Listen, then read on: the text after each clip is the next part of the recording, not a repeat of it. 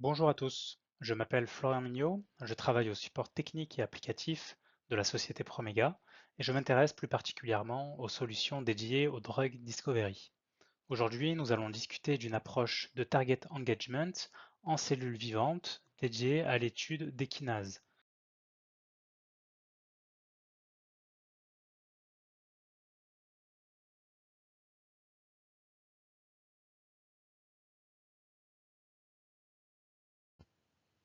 Promega utilise une approche basée sur le BRET pour bioluminescence, résonance, énergie, transfert.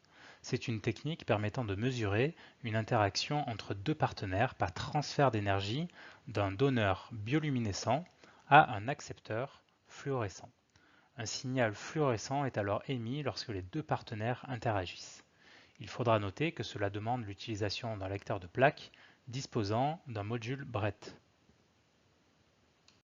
Pour évaluer une interaction entre une petite molécule et une protéine d'intérêt, nous utilisons la plateforme appelée NanoBret Target Engagement.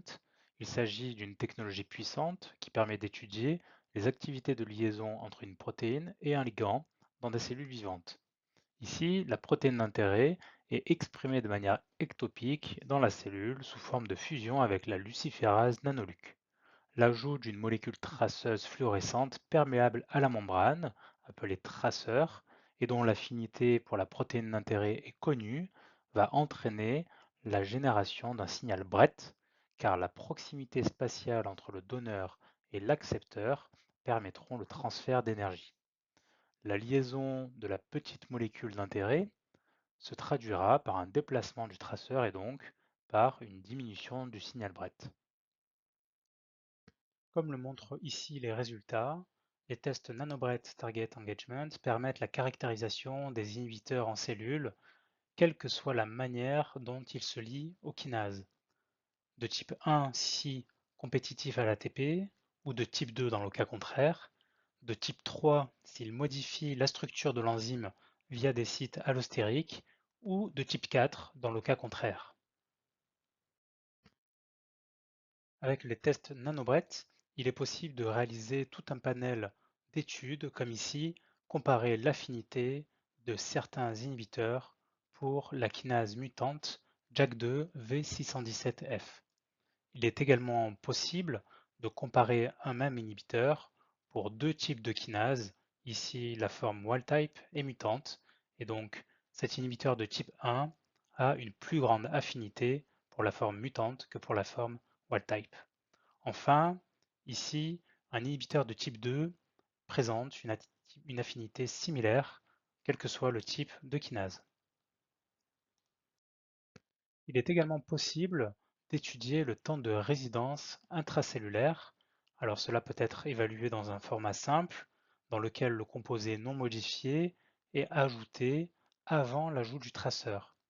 Après élimination du composé, le traceur est ajouté et le temps de résidence est alors quantifié dans les cellules vivantes.